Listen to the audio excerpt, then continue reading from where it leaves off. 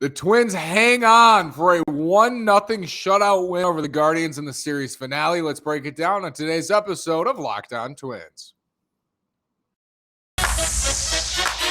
You are Locked On Twins, your daily Minnesota Twins podcast. Part of the Locked On Podcast Network, your team every day.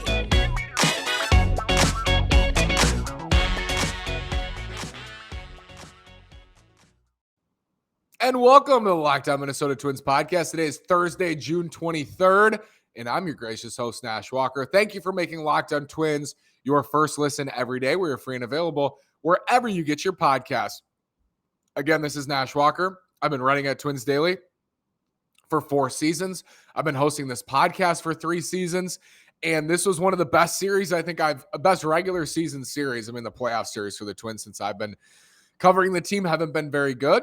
But this is maybe the best regular season series I've seen since I started this podcast 3 years ago. And I know that it's recency bias and I'm forgetting some great series, but the stakes in June, it's a June series. So at the end of the day, it's a June series, right? It doesn't carry as much weight, not nearly as much weight as a September or even an August series would. But it was more tense than any June series I think I've seen in a long time. Like, it was so tight. Cleveland outscored the Twins 17-16. These games were extremely close, where 1 or 2 hits, 1 or 2 pitches could have swung the series into a sweep for one side, or one team wins 2 out of 3, or the other team. It could have gone in so many different directions.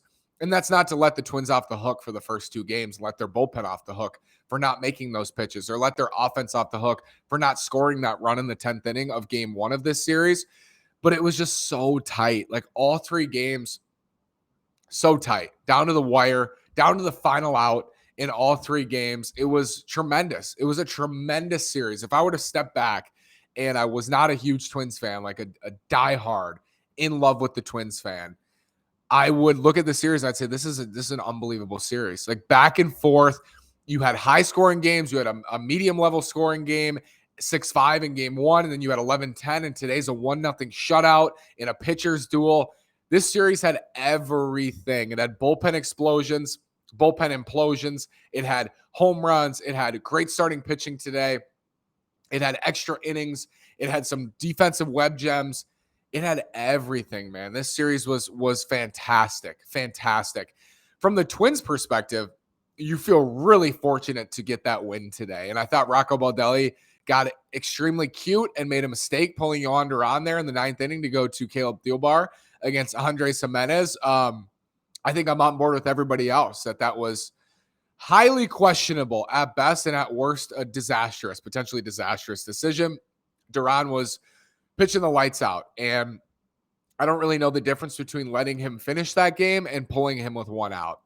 Clearly, it was the platoon matchup with Andres Gimenez.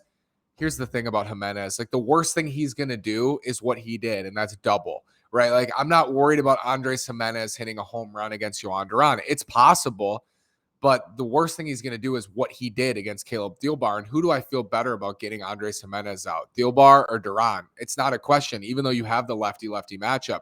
And credit Thielbar, he gives up the double, he works around it and ends up, helping the Twins win, and he earns the save. But that was not a good decision in the moment. And in the moment, I was thinking he's setting himself up for so much backlash. Like, imagine if the Twins blow that lead and lose that game. The backlash on Rocco Baldelli after that. He set himself up. And I wonder if he was sitting there. They showed him in the dugout. I wonder if he was sitting there thinking to himself, this is going to be tough. As soon as Gimenez doubled, it was possible he was going to score. The tying run was on second. And luckily the Twins won the game. But that was a bad decision in the moment, I thought. And I'm on board with watching Duran's usage all year. He threw 16 innings last year. I always say that. He threw 16 innings. He's already basically doubled. He has, after today, I believe, doubled his innings count from a year ago. And that's coming off 2020 being canceled. So he has not thrown a full season since 2019 as a starter. And in last year, he threw 16 innings. So this is not a guy you can just go to every single day and feel that he's good to go. You have to be extremely cautious with Yohan Duran, especially because he's your best bullpen arm by a mile. It's not even close. It's not even close. If you were looking at a Twins bullpen pecking order, I know everybody has their role and it's different because Theobar is going to face lefties, but Duran is so far above everybody else in every single way, in numbers, in confidence putting him on the mound. And I know Griffin Jax, his ERA is like somewhat similar to Duran's, but Jax is coming in the 5th and 6th inning a lot of times in matchups against only right-handed hitters. He's not coming into high leverage spots. Yohan Duran and Jax did, and he gave up a hit to Oscar Gonzalez. It was lightly hit, but still, Yohan Duran's coming into spots where he's facing the heart of lineups, where he's in the 8th and 9th inning trying to close games out, close out one-run leads, and get strikeouts and face Jose Ramirez and strike him out on a fastball at 100 above the zone on a perfect spot. He is terrific. He really is, and he's better than everybody else in this bullpen, which is why you need to be extremely cautious with his innings. You need to be extremely cautious with getting him up, getting him back down. But in that moment, I agree with the masses of Twins fans, I think, who felt this way. What is the difference between Duran getting 3 outs in that inning and Duran getting 1 out? Because he's still not going to pitch Friday. Like, he's down on Friday. There's no question. 20-plus pitches today. He's not pitching Friday for the Twins.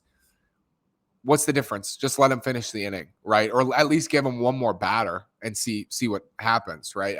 Again, the worst thing Jimenez is going to do is do what he did, and that's double against Theobar. So bad decision, but it was a good day. Let's talk about Devin Smeltzer. Nick Gordon hits a big home run. Let's talk about that after this word from Blue Nile. Whether you're ready to pop the question or you're celebrating a milestone moment, find jewelry as unique as her with the modern convenience of online shopping at BlueNile.com. Blue Nile has simple online tools that let you choose the diamond shape, size, and clarity, as well as setting style. Blue Nile's bench jewelers will then handcraft her perfect engagement ring. Each ring is one of a kind. Looking for fine jewelry but having trouble choosing? Blue Nile has jewelry experts on hand 24/7, available via phone or chat to help you find a memorable gift at every budget. Make your moments sparkle with jewelry from BlueNile.com. Plus, Locked On Sports listeners get $50 off purchases of $500 or more. This podcast exclusive includes engagement. Use code Locked On. That's code Locked On. Plus, every order is insured, ships free, and arrives in discreet packaging that won't give away what's inside. Shop stress-free and find your forever peace. Go to BlueNile.com today. I said on yesterday's show, Devin Smeltzer needs to give the Twins 6 innings Thursday. What does he do? He shuts down the Guardians for 6 innings. 6 shutout innings from Devin Smeltzer. He is your first star of the game before anybody else. Nick Gordon had a home run. We'll talk about Nick. But Devin Smeltzer and what he's been able to do, he was bad in Arizona. He was bad in Arizona, period. I said that. I said as much in that series. But when the Twins have needed Devin Smeltzer, which is multiple times this year, when Ryan and Gray were out and they turned to Smeltzer and they said, we need innings. Not literally said it. Maybe they did. Figuratively, we need innings. We need somebody to step up and go deep into these games, or else our bullpen's taxed, and our bullpen ain't very good anyway. So that's not going to be a favorable situation. And Devin Smeltzer has answered the call. He's picked up the phone. He's answered, and he's been there for the Twins. Time in and time out. It hasn't been perfect for him. As I said, wasn't good in Arizona. Struggled in Toronto a bit, but got out of that start with not too much damage. He has been fantastic overall this season for the Twins. He's just, when they need him, he is a battler. And he got in a spot today, I think it might have been the 5th inning, where leadoff runner was aboard and he was down 3-0 on Jose Ramirez with nobody out. And you're thinking, like, this is it.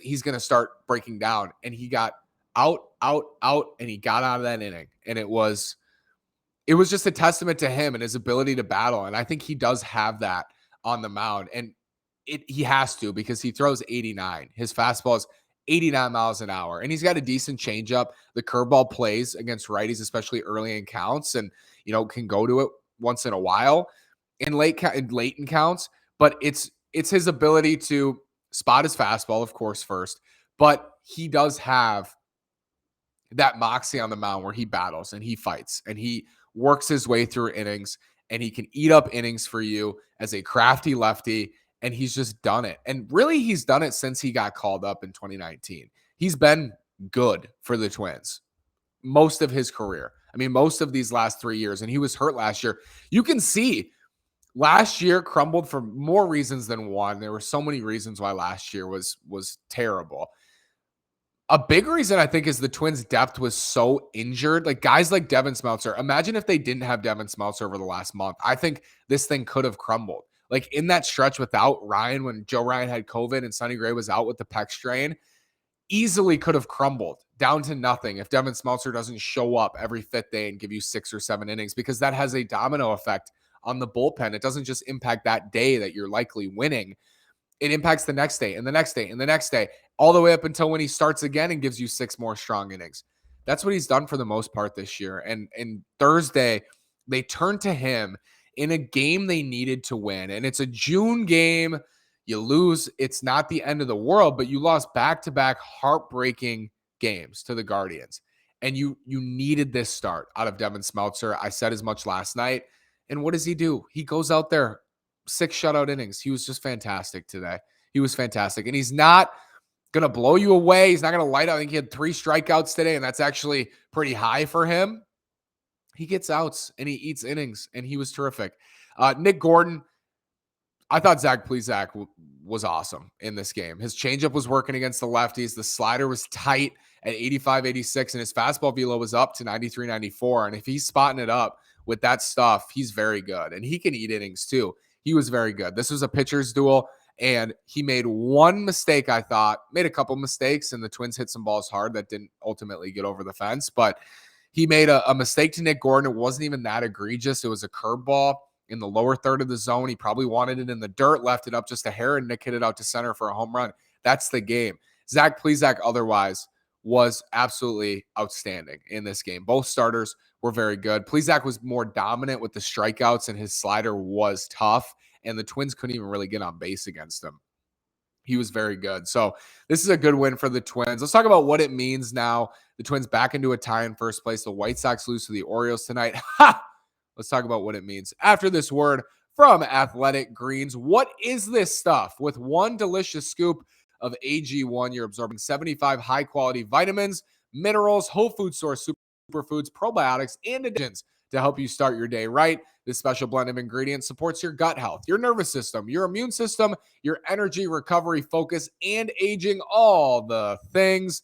With Athletic Greens, it's lifestyle friendly, whether you eat keto, paleo, vegan, dairy-free, or gluten-free. Contains less than 1 gram of sugar with no GMOs, no nasty chemicals, or artificial anything, while still tasting good. Right now, it's time to reclaim your health and arm your immune system with convenient daily nutrition. It's just 1 scoop in a cup of water every day. That's it. No need for a million different pills and supplements to look out for your health.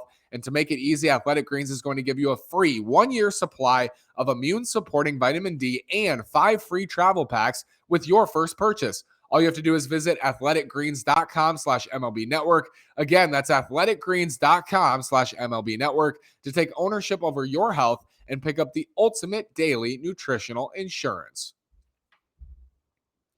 Twins salvage this game. They avoid the sweep. What does it mean? I've said this all year. Limiting damage is hard for a good team. Limiting damage in a game, in an inning, really, in an at-bat, an inning, a game, in a stretch, in a series, in a month, in a 2-month, limiting damage. You lost the first 2 in a bad way. You should have won both games. Instead of going out and getting swept and losing game 3, a game they easily could have lost, the bases were loaded with nobody out in the 7th, and Joe Ryan just wiggled his way out of the biggest jam of jams a reliever can be in with a dude who's throwing 84 with a sinker. Unbelievable. Twins needed that so badly. They got some luck in this game too, and Gio Urshela almost bluffed that play at third, but credit to Joe Smith and to Gio. They made the plays. Jose Miranda made a play at the plate. Gary Sanchez did a nice job, and they got out of that inning, and ultimately it led to the win. But limiting damage, they limited damage Thursday, I thought. Like, this series could have unraveled to a sweep easily because you should have won those first two games. Zach Plesac was amazing. Like, if you told me that Plesac was going to give up a solo homer through 6 innings, I would say the Twins are likely to lose that game, especially with the bullpen they trot out there, Cleveland.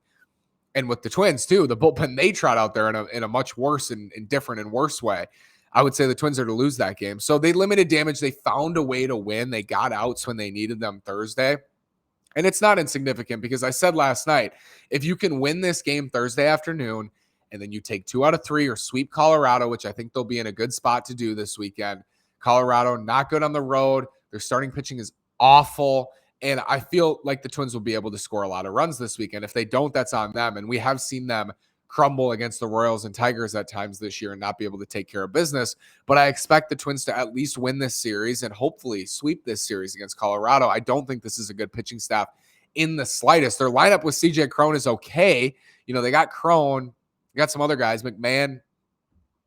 They're in the National League. I admittedly don't watch the Rockies a lot, but I follow them, and I know that their staff, especially away from Coors, is not good. And Senzatella, it's Marquez, Senzatella, and Feltner. I think this weekend, 3 righties with ERAs. They're all over 5. Marquez has very good stuff, but he hasn't put it together at all, really, and especially not this year. He's had some great outings in the past and some strong seasons. He's been a trade target for the Twins. You know, we've rumored his name, get him out of Coors, one of those candidates, John Gray-like. But this year, his ERA is over 6.